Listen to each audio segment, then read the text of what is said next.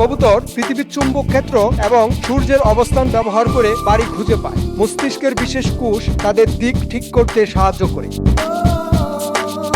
Ruler ও টম্বুলার কবুতরের ঘূর্ণি উড়ান আজও বিজ্ঞানীদের কাছে রহস্য। প্রাচীনকালে কবুতর নির্ভুল বার্তা পৌঁছে দিত, তাই তাদেরকে প্রাচীন মেসেঞ্জারও বলা হয়। কবুতর যাকে একবার দেখে তাকে অনেকদিন মনে রাখতে পারে। কিছু ধর্মে বিশ্বাস করা হয় কবুতর শান্তি, পবিত্রতা এবং আত্মার প্রতীক।